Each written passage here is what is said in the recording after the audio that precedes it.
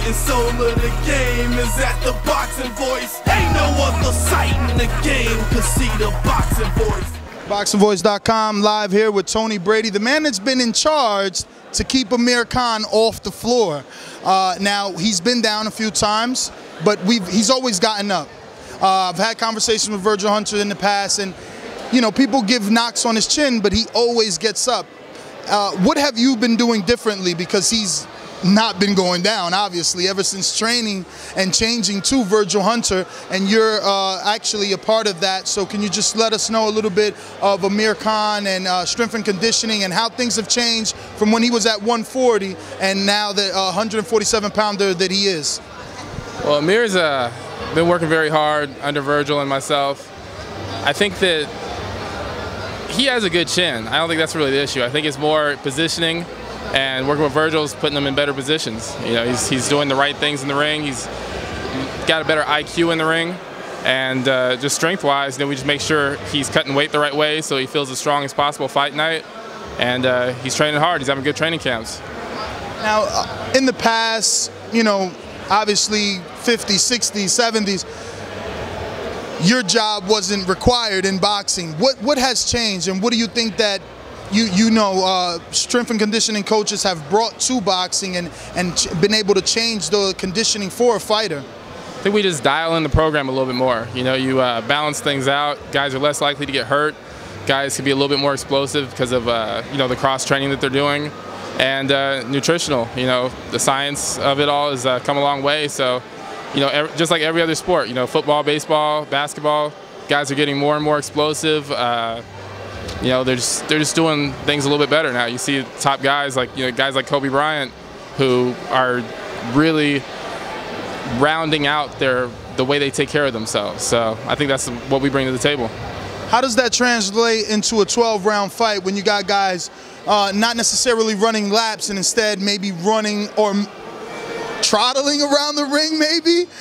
You don't do much running, but yet fighters get out and run 6 miles, 8 miles every day. How does that translate? Well, you're not running at max speed, but you're on your feet the entire time, and you're moving the entire time. So you have to have that endurance in your legs to be able to keep going no matter what's going on. You know, the guy's pushing on you, you got to come attack the guy. Whatever's going on in that ring, you're on your feet the entire time. Adrenaline's going, so endurance is everything.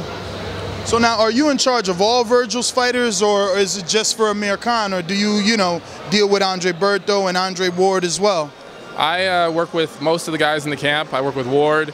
I work with Berto also. So, you know, I work with most of the guys. We have some other guys in the gym who I don't work with, but I'm in the gym most of the time. So, is this something where you can train with all those guys at once, or is each regimen different per fighter, or could you do it together? Each guy gets his own time slot.